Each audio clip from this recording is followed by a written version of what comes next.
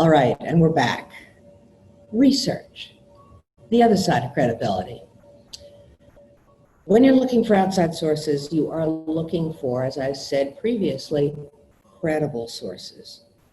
And by credible, I mean sources that your audience thinks are credible.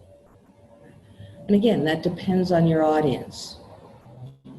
Some people absolutely believe that the New York Times is, as it is determined by Congress, the newspaper of record, that what it puts out there outside of the editorials and the opinion pages are facts. Other people don't believe that. Other people don't trust the New York Times. This is true of all sorts of media today. People trust some of it, other people don't trust it. That's a problem for making speeches because you need to know your audience well enough to know what sources they trust. Now, in the academic world, we have a solution for that. And that solution is academic sources. We generally accept that if it's in a journal or a serious book about the subject, that it's accurate and it's true for the most part. Not to say that they don't have errors, they do.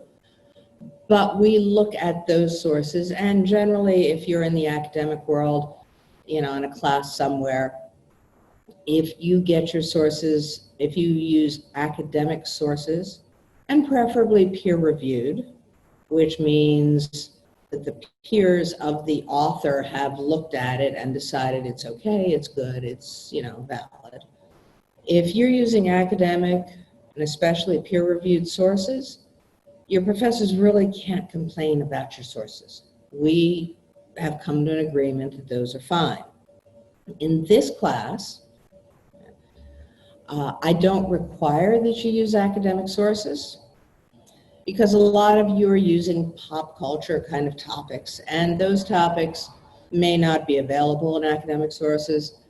But I would prefer, if you're using an academic topic, that you use academic sources. That's my preference. We talk about three types of sources.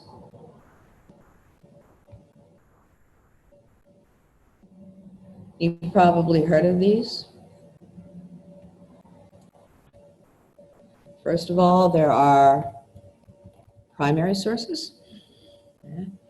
That is the original source. That is the scientist who did the experiment. That is research that you personally did. That's the business owner talking about the effects of whatever crisis is going on their business. Those are primary sources. Generally speaking, they are the best sources. You also have secondary sources. And those are reports on primary sources. Those are newspaper articles where they went out and interviewed somebody. Those are journal entries where they study an experiment that somebody did and evaluated. Those are secondary sources, and they're also acceptable in college. In fact, as an undergraduate, most of your sources are going to be secondary. When you get to grad school, they're going to look for more and more primary sources, but for now, you're fine with secondary sources. That's not to say you can't use primary sources. They're out there and they're available to you. I mean, if you read something and you really like it and you want to talk to the author, email them. You'd be surprised. A lot of people are more than happy to talk to college students about their work. They're excited that you're interested, and they'll be happy to add something. Be prepared to take notes because you may get some interesting quotes that way. Finally, you may not have heard of what's called tertiary or third level sources. As you might imagine, these are sources that use secondary sources. For the most part, encyclopedia. If you've ever looked at an encyclopedia or Wikipedia, they will cite secondary sources at the bottom.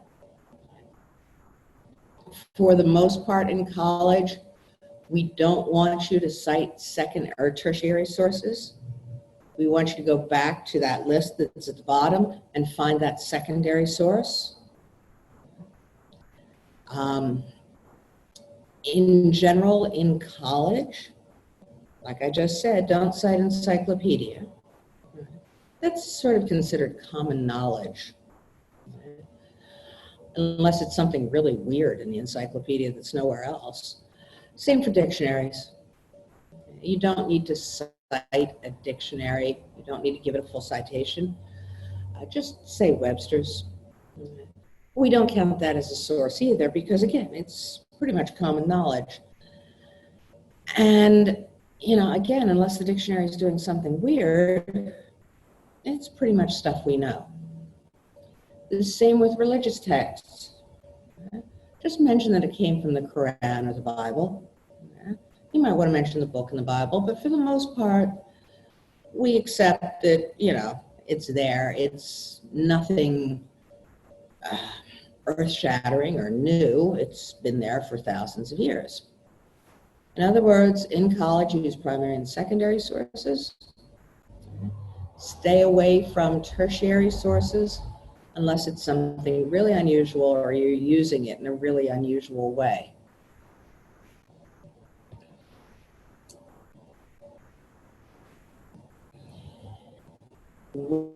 When you find a source that read it in the original context. People, as I'm sure you're aware, take things out of context all the time.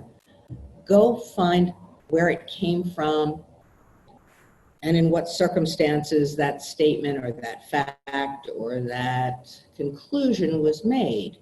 You may find some interesting things. Stay away from abstracts and summaries. Again, go to the full article. Look at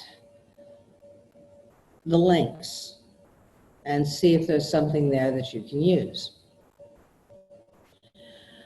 Okay, Google. I know how it goes. Professor asks you to do research. You go Google it. You use the first 6 sources that pop up under your Google search. I get it. I know that's, you know, generally how it's done. But a whole lot of information on the web, and if you get into the dark web, even more so, but even on the World Wide Web that we're all on all the time, a lot of that stuff isn't true. A lot of that stuff is bot created. A lot of that stuff is out of context. According to a study that Del Roy did with 2 other people, that was reported on in an MIT News article called On Twitter, False News Travels Faster Than True Stories. The researchers reported that false news stories are 70% more likely to be retweeted than true stories are. In other words, a false story is more than twice as likely to be retweeted. In other words, your Twitter thread is full of false stories. Don't trust the web. Don't trust it. It's interesting to play on. It's not serious research. I don't care what we say. And don't trust free books on the web. You know they're out there. The free books that you can just get, don't trust those. Nobody gives away their book. Unless it's more than 75 years old, then it's out of copyright. And then you'll find Shakespeare on the web, or you'll find, but anything more recent than 75 years, if it's on the web, that means that the person who wrote it, and imagine you wrote a book. Writing a book takes about 3 years full time. Well, it depends on the book, but 3 years is a fair average. That means for 3 years, you wrote a book, you had no other income, you borrowed money, you maxed out your credit cards, you're in debt to your family, but you've got your book. What do you do with your book? Well, of course, you want to sell it. So you send it off to a publisher, and you get the letter back that says, sorry, we're not interested. So what do you do with your book now? Your masterpiece? You send it to another publisher, and you get another rejection letter. You send it to every publisher you can find because you've got to make money on this book. You've got these enormous debts going on. Let's say nobody buys your book. At that point, you look at your masterpiece. This is amazing. People have to read this. And you throw it on the web for free. You think, well, at least people will know I'm a genius and they're sure to buy my next book. That's how a lot of free books get online. Just because you sit around and you write 500 pages doesn't mean it's a good 500 pages. Don't trust free books online. So what do? You go to the library. Go to your college library. It's almost as easy as Googling. The only difference is you have to log in. Okay? Go to the home page of the college's homepage. You'll see a link there to the library. Go to the library. It'll pop up. It'll ask you for your login. It'll ask you for a search. You put in your search terms. Things pop up. The library has resources online, including a whole lot of books, good books, and what's called the databases. And the databases are collections of articles from journals, magazines, newspapers, all that stuff that is valid and is also available on the web. That's there for you, along with a lot of material that's not. And it's all considered credible. The library pays a lot of money for access to these materials. Last time I checked, the college was paying more than $50,000 a year for you to have access to this stuff. And how they choose it is they have what's called acquisition librarians. These are people who have studied in graduate school about purchasing materials for libraries. They know what's credible. They survey the faculty every year and ask us what materials we should include in the library, and they make the purchases based on their knowledge and our recommendations. So you can assume, at least as an undergraduate, that everything in the college library is credible. And your professors are pretty much going to assume that too. So you don't have to worry about having not credible sources from Google. Just go ahead, log into the library and get those credible sources.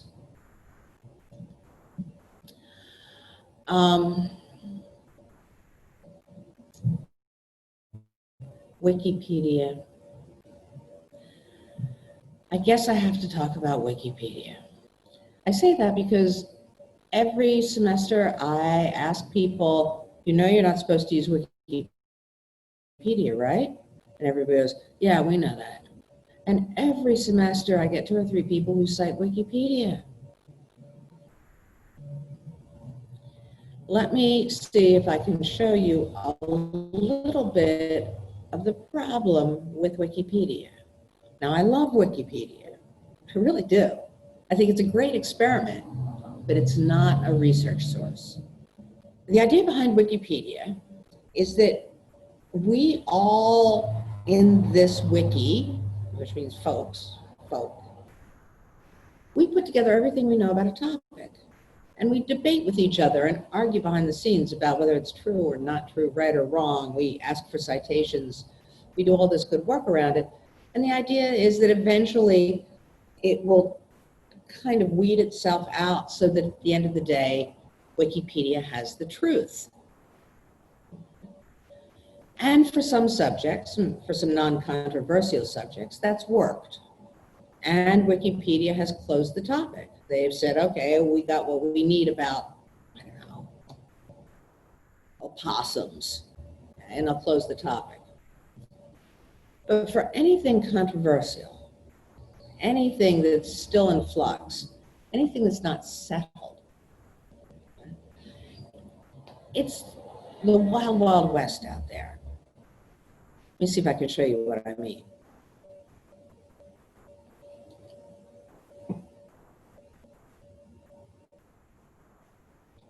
Here it is, Wikipedia. And this is why it's a mess. I'm going to pick random article here. There we go. Isidore of Pelusium. Whoever Isidore of Pelusium is. Okay. Hit that tab called Edit.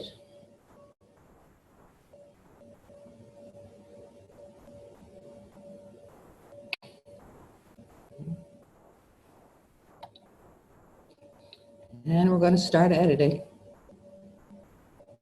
And we're going to get down here to the text. Isidore is known for his letters written to Cyril of Alexandria, Theodosius II, his pet elephant, and a host of others.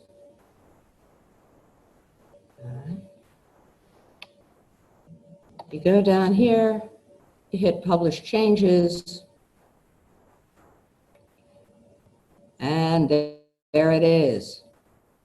Isidore is known to us for his letters written to Cyril of Alexandria, Theodosius III, his pet elephant, and a host of others.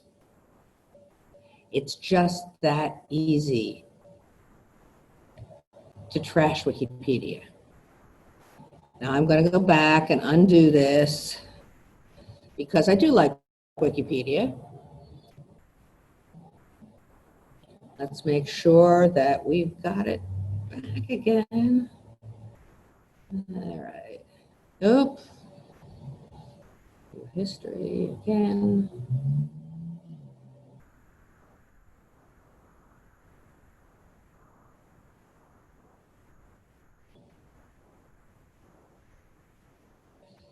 Sorry, it's going to take me a minute, but it's important to me.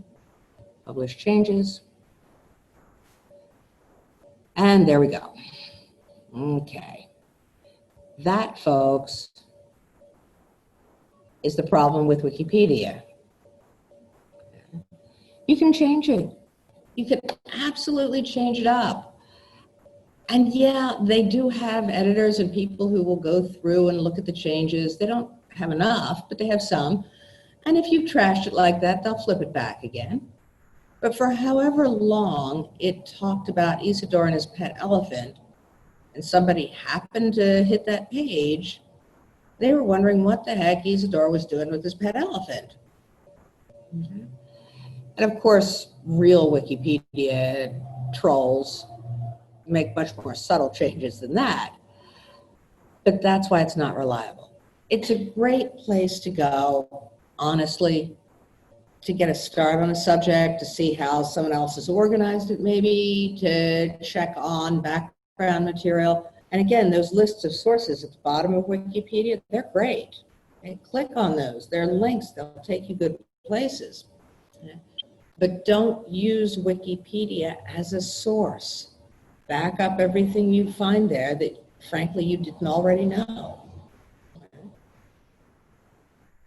And please don't tell anybody you used Wikipedia.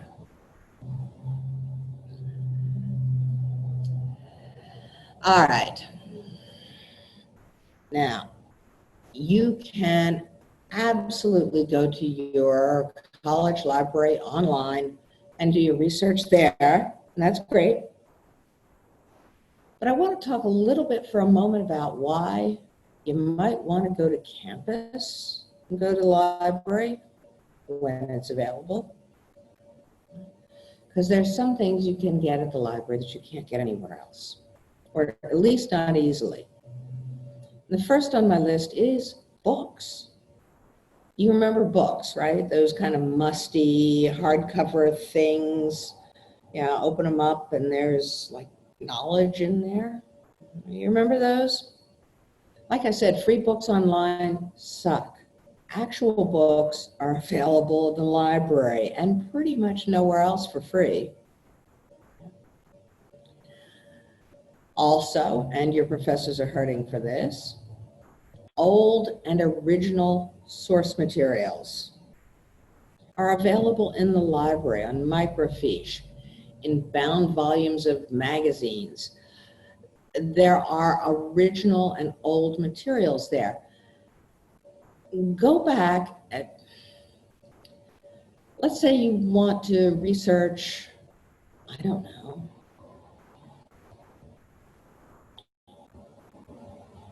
you want to go back and research Woodstock. Sure, you can read a book about Woodstock. You can read a chapter in a book on Woodstock. You can look up Woodstock and find an article that somebody wrote last year about Woodstock, I'm sure. But the cool thing about research, at least from my point of view, is going back to 1967 and reading the magazines and the journals and the newspaper articles from the day when it was happening. Find out what the folks who lived there thought about all the hippies descending on them. Look at the reviews that people wrote at the time of the music and bands. You're smart enough to do that, to draw your own conclusions. Because the person who wrote that article, the person who wrote that book, did exactly what you're doing now, and they drew their conclusions. You can do the same. Go read the original materials. Your professors are hurting for original materials. And these things generally are not available on the web. In fact, there's not much on the web before 1995. Do you know why?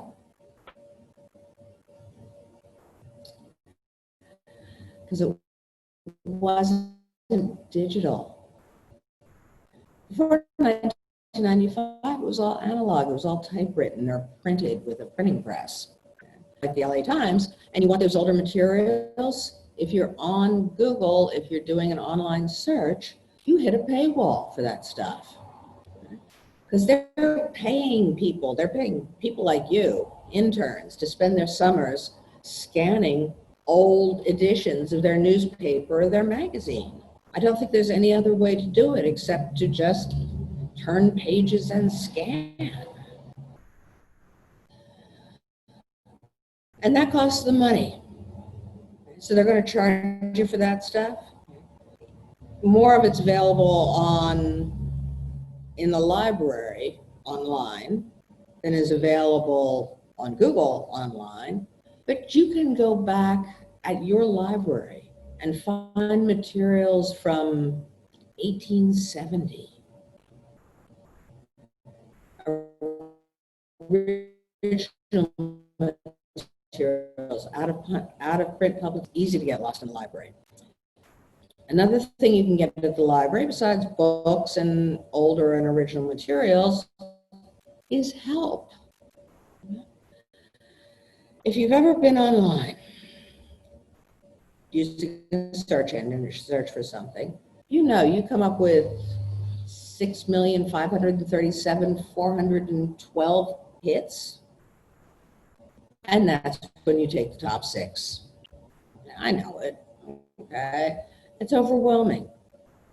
How many of you actually know how to use a library? I'm sure some of you do, but I'm thinking some of you don't too.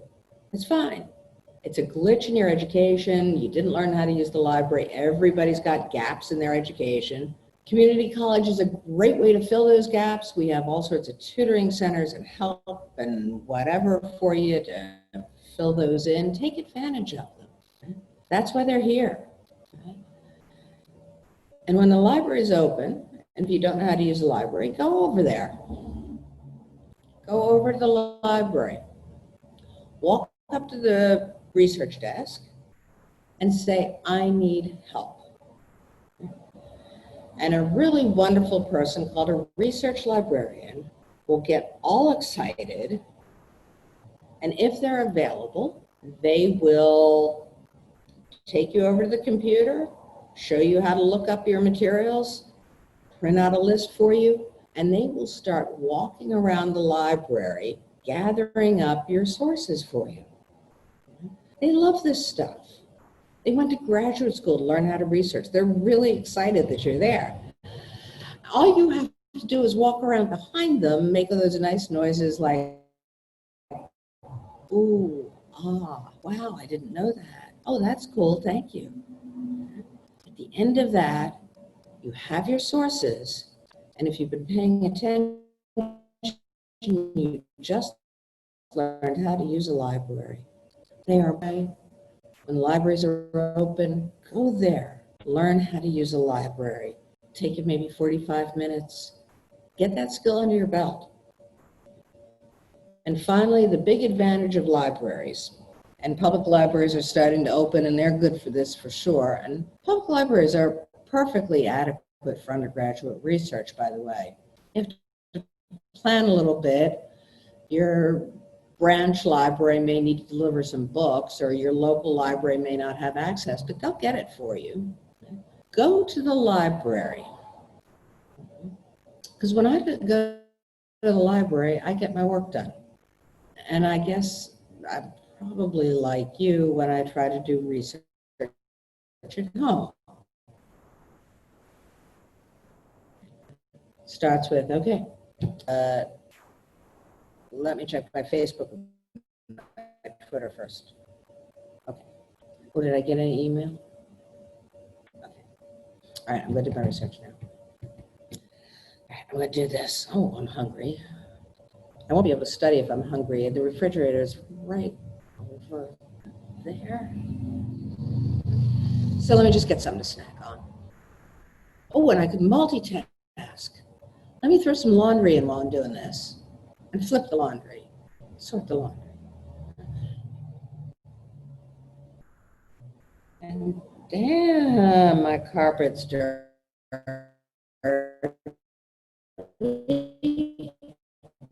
I never feel like vacuuming now. An hour and a half later, I'm sitting there and I haven't done any research at all. And like I said, I don't know what it is about the library. I go to the library and I sit down, I just do my research. I'm not sitting back down after vacuuming and doing laundry and having a snack and checking my Facebook and Twitter and email one more time. Just go, I research, I get it done, I leave. Something about the library works really well for that. So there are 4 good reasons to go to the library: books and new information.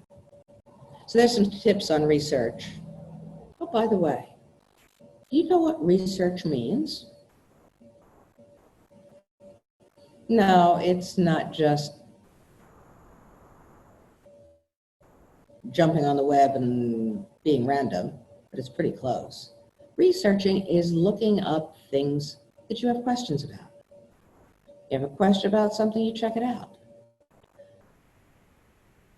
I'm sure you do this all the time. You have a question about something, you grab your phone, you Google it. You get an answer. That is research. It's not good research, but it's research. And I'm going to tell you that I'm pretty sure you like doing that stuff. It wasn't cool in high school to be a research nerd. I get that. I get that. It is in college.